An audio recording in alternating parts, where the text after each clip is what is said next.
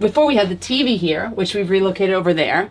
Then we had the chart plotter here, which we relocated to the trash can. Whoa, a boat just went by. Woo! Avalon gets a full effect here. And now, this is a beautiful office for Avalon. In a person's life, there are a handful of key moments that you can look to which serve to define who you are or will become. Some are planned and others arrive by chance. In the moment, the decision to take on an opportunity is usually led with a sense of blinding confidence that seems appropriate at the time, but in hindsight may be a bit misguided. In our travel life, it always seems that the more insane the decision, the more incredible the result. Let's fast forward to our decision to buy a boat. A bit impulsive, perhaps. Although it was not an immediate goal, COVID accelerated our plans, and well, here we are, inexperienced sailors on a boat we can barely afford. Help! Help! Momentous moment? Absolutely. Misguided, if you ask others? Without a doubt. But the question is, where do we go from here? Join us today as we take stock of where we are and what to do next, now that we are done with our sailing lessons and are able to sail on our own. Welcome back to Friendship, everyone. Welcome to our engine room. Hopefully a room we're not going to spend too much time in except for just doing general maintenance, General right? maintenance, we're good. All right, 9 days at sea, back to the dock here and there, and we learned a ton, but... There's a lot to catch up on. Right. When you take 9 days off, what's the first thing that comes to your mind when you get back?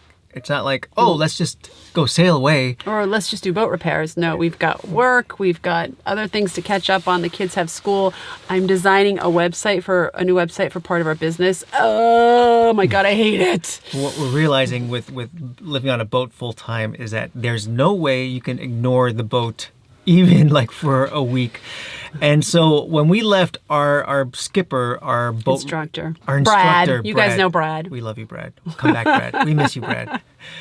He gave us like a laundry list of things we have to take care of. So as much as we thought in our wildest imagination that we would be able to go sailing like tomorrow, which I guess we could. We could. But there's so much to be done on this boat. And with this, there's a lot of upgrades. We have, I mean, starting with right here, check this out. Bungs. Bungs need to be put all over the place. So our plan is to put a bung near each seacock. And a water strainer, filter, head remover. We're gonna tie them on. Having these by each seacock is if in the event there is an issue and we need a seacock, we're not rummaging through our seacock bag someplace where we don't even know where it is to find a seacock to plug a hole. So for those of you who don't know, these are used to plug any type of holes that are going on. Yep. And then we'll put these handy dandy screws in the end and we're going to attach them near our seacocks everywhere in the boat. What a weird name. Who on earth came up with the name Seacock? If anyone out there knows the origin of it and it's PG rated, let us know because I'm too scared to Wikipedia it. Seacocks and bungs. Seriously. All right, we gotta just tie these on. But we're gonna, my main concern with these things before I tie them on is that if we're underway, that it's gonna go like this. That I don't wanna have. So maybe we just need to sort of wrap these around like some type of like, I don't know, spongy type thing. Especially if I'm sleeping in here. I definitely don't want to have that. Right. And with that, the fun begins. One of the first things that we had to deal with was the reattachment of our head sail, which had gone out for repair. All right, Will, you ready to put this baby on? So we're putting our Genoa back up after a long needed thrashing that it had on this baby forestay. It sort of every single time that we set tack back and forth, it destroys our Genoa. Our first time putting the jib up, we've got a helper luckily because... All right, it looks brand new. All right, so step one is you roll her out. Is your first time? Yeah. Okay, so you make it. So you just put that through the top of the sail, right? And then feed it into the seam almost like a zipper. You have to guide like this. Okay. Okay? Mm-hmm. Sounds easy. So Largo is winching us up all the way Okay, in go, the go, cockpit. go. And I'm just guiding it through the track so it stays in place. I have a feeling that we could have done this on our own. Listen, it's better to have a professional show us the first time. Well, my concern was that I would have had this backwards, but then again, I guess as long as sort of you have something to guide it through, then you know it's the right way. Yeah, I guess it couldn't have been backwards. You're right, because you wouldn't be able to guide it through. But then again, we would have never known to have it go guide it through. Kids, get that jib up. Go, my turn. Oh, yeah, go. Now, I know there are people, or at least I hear about people, who buy a boat and get on a boat and know everything about the boat and what they're doing. That is not the case for us, unfortunately. I go to bed every single night. My head is spinning. I'm like, I don't think it can take any more boat information. But luckily, there are 4 brains on this boat, and we're making it work, learning every day together. All right, baby. Look at you go. You look like a sailor with a woodsman hat on. With a lumberjack hat on. While we were getting ourselves back in sorts, we had a very welcome package that arrived from a patron. So we got a package from Tiny and John, 2 of our patrons, and the kids are like wild animals opening this thing because they've been in lockdown for too long and they hear there's candy in here. Oh my God. Is that rainbow Twizzlers? What? Those are cool. What? Let me see. Oh my God. Oh my God. That is so cool. The family bag of Twizzlers. That means you guys have to share with us. Is that Canadian Twizzlers? I don't know. There's all These kinds. strawberry and cream Twizzlers? What? I've never seen this before. This is so Listen, cool. all I know is that Sour Patch Kids. French candy, it's really good, but it's not as good as this stuff. No. Oh, look at all the beef jerky, guys. This is for Daddy and me. Daddy and I. Then all of this is for us. Oh my God, it smells so good. But the sugar rush was quickly averted by what was to be the first of many upgrades that will help our communications on board. So welcome to what we like to call Upgrade the Boat Day. It feels like it's happening all the time, except for this time there's like actual tangible things. We're not, I have to put this on because we have workers on board, but they just walked away. Essentially, we have things that sometimes they have to be repaired, which kind of means upgraded, because if not, sort of things have to be, they won't work. For instance, one upgrade that we have to do is, look at this. That has to be upgraded to ones that don't rip. Going forth from there, we have electronics that are being done.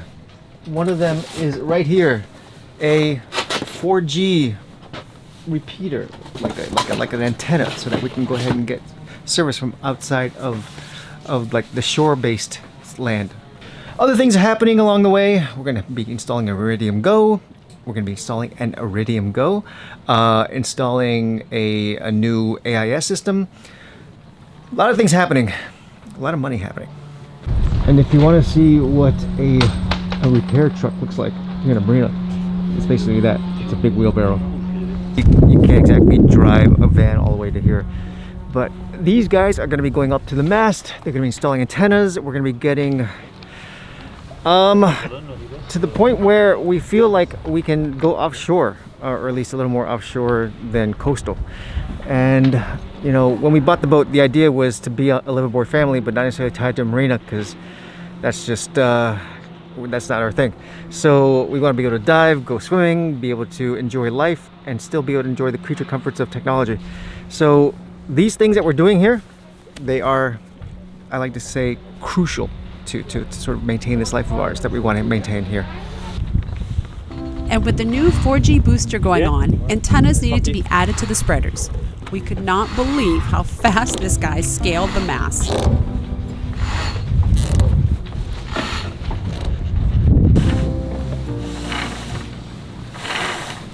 That's cool.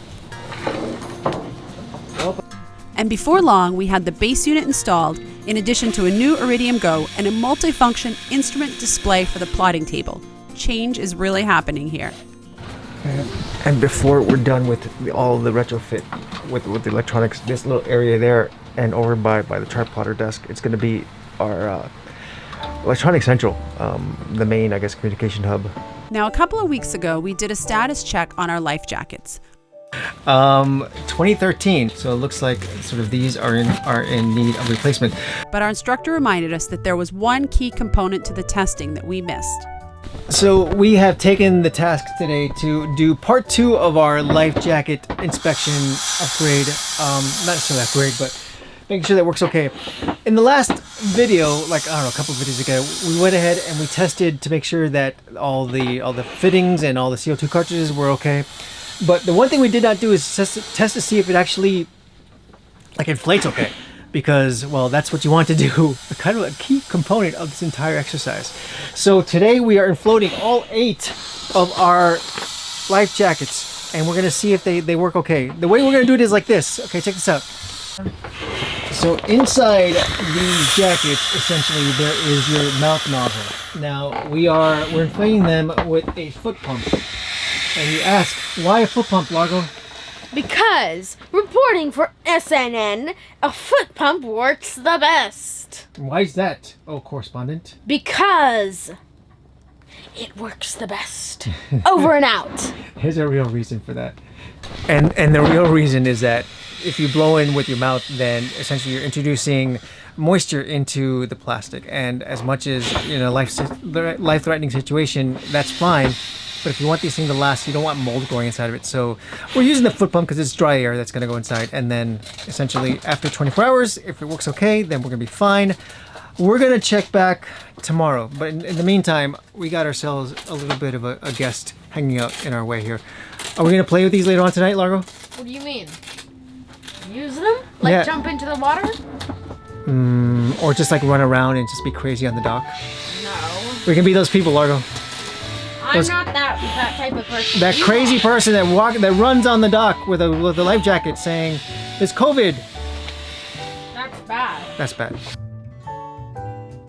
Okay, so we're now on day 2, 24 hours approximately after we've gone through the initial inflation. Do we see anyone that's deflated? Do they all still have their integrity? That one feels deflated. Really? Or maybe we didn't fill it up all the way. Maybe. This one also a bit deflated. So in conclusion, this model, which is like the higher up model from these, actually holds the air better. Those are also newer though, so the other ones are pretty old. So I have an idea. We sell all these and buy 2 new ones. that's a great idea. What would you put on yours, Largo? I don't know, a snack bag, so that if I ever fall overboard, I can still eat. And this is why we test things out, so that we can prepare Largo's custom life jacket, now that we know where his priorities lie in the event of an emergency. So we have made a little bit of cosmetic upgrades to our Bimini because during our lessons we had a little bit of a major malfunction. That entire window broke, and so did that one actually. You see, what happened here was that this jib sheet essentially was slapping like this, like crazy when we were out and we were tacking. So, you know, we can only do so much to try and sort of reel in the sheets as much as possible, but you know, we do the best we can. When it flaps in the wind, I envision that's gonna break again. Hopefully not soon. This thing's a pain in the rear end to take off. And a couple of things that we realized throughout the entire process was that we could not see up to our boom as we were going about under sail. So we actually added some plastic windows to go up so we can see up. It's really, I think it's gonna make a world of difference. We have a skylight. It's a plastic skylight, but it's still a skylight. We have now like dual skylights, which is gonna be really cool.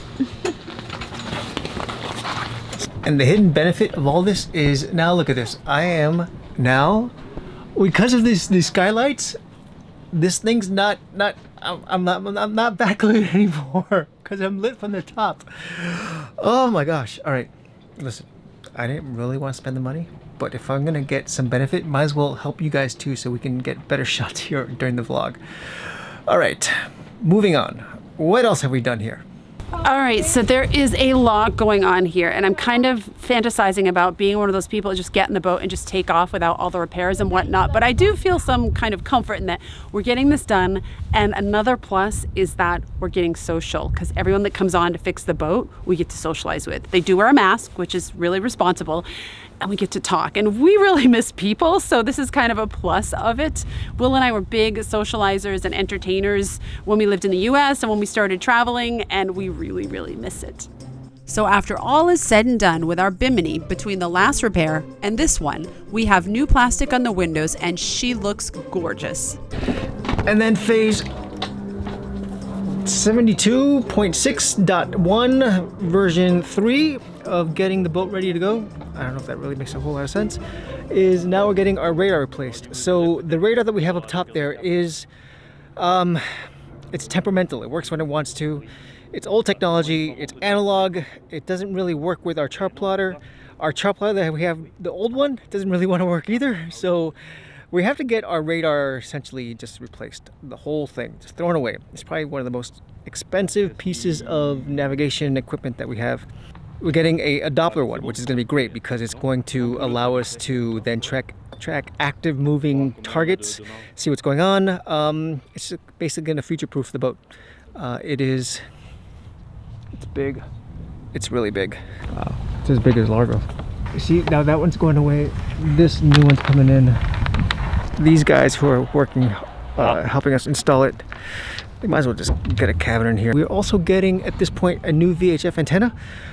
There's an issue with our AIS because it's a new AIS that we put in, and there's a readout that's called the VSWR, which basically means how much power is being fed back into the system.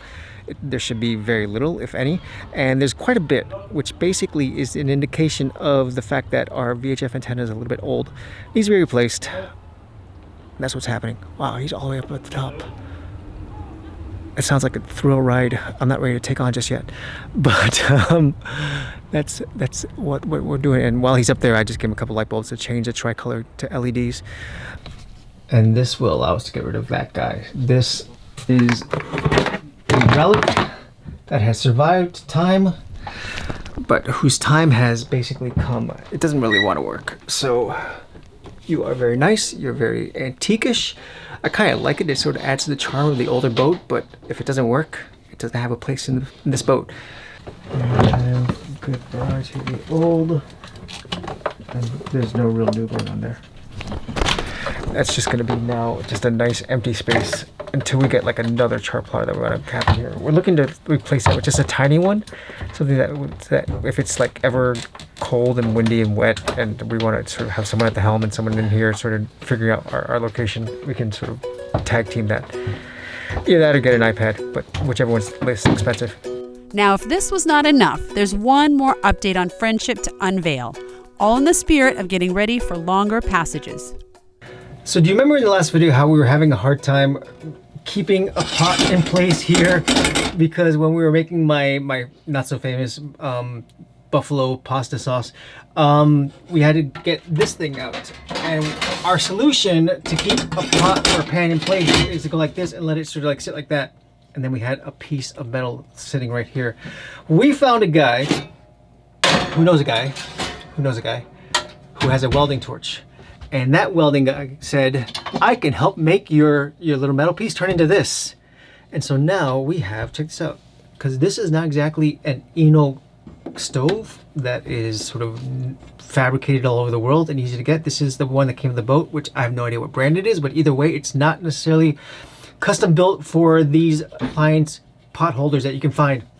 So he found one and he welded it onto ours, which is wonderful. And now we're gonna be able to go like this. And we're gonna have it, look at it, it's like perfect. He came in, he measured all the specs, hey kids. And now, whenever we travel, look at this, we're traveling like real sailors. I'm so excited about this. We can go like this, we have big pots, we have our little pots, we can go like that. I don't know whether we should go for the backsplash side, whether we can have another one there. I don't know if anyone who's out there traveling full-time in their boat, do you actually use the one in the back? Would you actually utilize more than 2 burners when you're out on a passage? I think the answer is no, but I'm willing to explore the opportunity to say yes. What do you think? It's kind of cool, right? All right, I found a flaw, or I don't know. This is gonna get all cruddy and be a pain to clean, and then how do we get this thing up? Do these come off? That's easy. Yeah, these are screws, so these come off. And so when you're not underway, which we're gonna take these off when we're not underway, which hopefully is never because we'll always be sailing. But yeah, these come off just like that. So okay. And then still looks like a lot more to clean. It is, but that's life. I'm here to sail, not clean. Stop it. So let's do something that we have not done in a while. Discuss what's next and when we will set sail. Okay, we have the music. I'm not gonna lie. Right now you couldn't frighten a fly or scare a seagull off of a fry. Stop music. You.